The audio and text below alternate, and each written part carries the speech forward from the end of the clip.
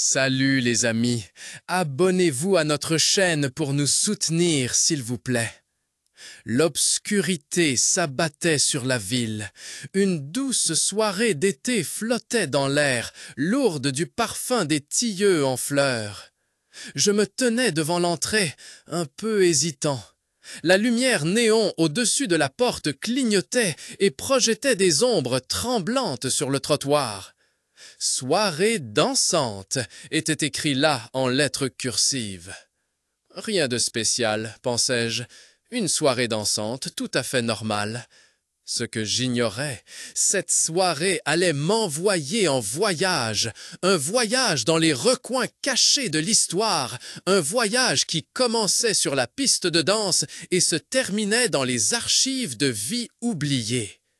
J'étais à la recherche de quelque chose. Je ne le savais pas encore moi-même exactement moi-même, mais je sentais qu'il y avait un vide dans ma vie, un désir d'appartenance, de compréhension.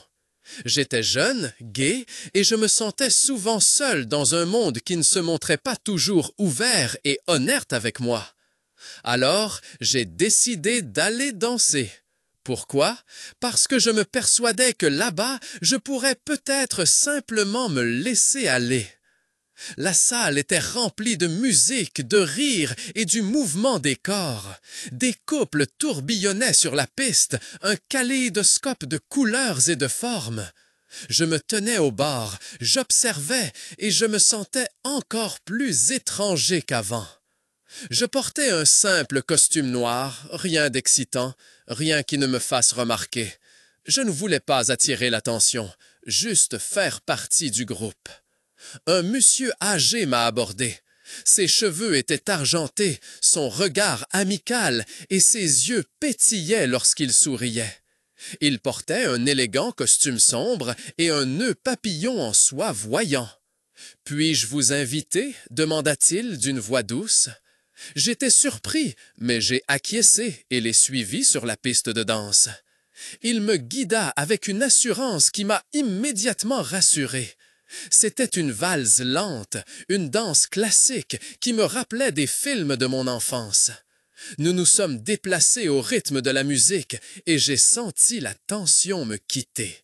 « Tu es nouvelle ici, n'est-ce pas » demanda-t-il, sans rompre le contact visuel. « Oui » répondis-je, « je ne suis jamais venu ou venue ici. » « Cet endroit a une longue histoire, dit-il, plus longue que tu ne le penses peut-être. » Nous continuâmes à danser, et il commença à raconter. Il raconta les débuts de cette salle de bal, les gens qui la peuplaient autrefois, les réunions secrètes qui s'y déroulaient.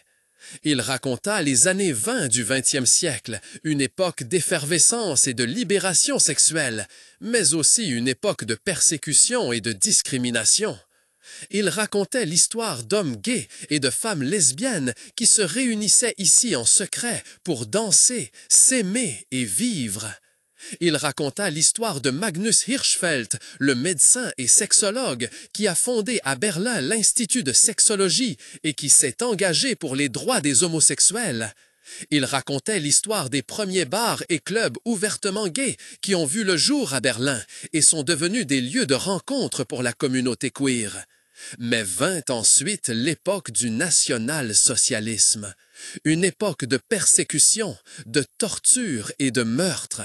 Les bars gays furent fermés, les archives de l'Institut de sexologie brûlées, et des milliers d'hommes gays et de femmes lesbiennes furent incarcérés et assassinés dans des camps de concentration. La salle de bal où nous nous trouvions était à cette époque un lieu de peur et de silence. Elle est devenue un lieu où le souvenir d'un passé libre et ouvert s'est estompé. Après la fin de la Seconde Guerre mondiale, il a fallu longtemps pour que la communauté gay se rétablisse. L'article 175 du Code pénal, qui criminalisait l'homosexualité, est resté en vigueur en République fédérale d'Allemagne jusqu'en 1969. La persécution a continué, bien que sous une forme plus subtile. Mon partenaire de danse m'a parlé des émeutes de Stonewall à New York en juin 1969, un tournant dans l'histoire du mouvement gay. Les émeutes ont été une réaction aux descentes de police dans le bar gay Stonewall Inn et ont marqué le début d'une nouvelle lutte pour l'égalité et l'acceptation. Il a parlé des premières manifestations pour les droits des homosexuels en Allemagne, des premières marches des fiertés qui ont eu lieu dans les années 70 du 20e siècle, des luttes pour l'abolition de l'article 175 qui n'a été complètement supprimé qu'en 1994. Nous continuâmes à danser et ces mots résonnaient en moi. J'ai senti un sentiment de connexion se répandant en moi, une connexion avec les personnes qui avaient vécu avant moi, qui avaient lutté, qui avaient souffert, qui avaient aimé. Cette salle de bal, a-t-il dit, est plus qu'un simple endroit pour danser. C'est un lieu de mémoire, un lieu d'espoir, un lieu de solidarité. La musique s'est tue et nous sommes restés là, silencieux, main dans la main. Je l'ai regardé et j'ai reconnu dans ses yeux les traces du passé, les cicatrices de la persécution, mais aussi la fierté et la dignité d'un homme qui avait vécu sa vie de manière autonome. « Je te remercie, ai-je dit. Tu m'as offert quelque chose que je cherchais depuis longtemps. » Il a souri. « L'histoire continue de vivre en nous, a-t-il dit. Nous devons la préserver et la transmettre. » Ce soir-là, j'ai quitté la salle de bal avec un nouveau sentiment de confiance. Je n'avais pas seulement vécu une soirée dansante, mais une leçon d'histoire, une leçon d'humanité, une leçon d'amour. Je savais maintenant que je n'étais pas seul, que je faisais partie d'une communauté vaste et diverse qui avait une histoire longue et mouvementée. J'ai commencé à me pencher plus intensément sur l'histoire du mouvement gay. J'ai lu des livres, visité des archives et parlé à des témoins de l'époque. J'ai découvert un monde plein de courage, de créativité et de résistance.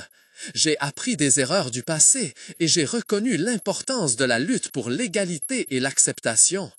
Cette soirée dansante m'avait engagé sur un chemin qui me menait à moi-même, à mon identité, à mon histoire. Et je savais que je continuerais à suivre ce chemin avec fierté, avec dignité et avec la conscience que je fais partie d'un mouvement qui a changé le monde et qui continuera à le changer. Car l'histoire qu'il m'a racontée ce soir-là n'était pas seulement son histoire, c'était notre histoire. Et cette histoire doit être racontée, encore et encore, pour qu'elle ne jamais tombe dans l'oubli.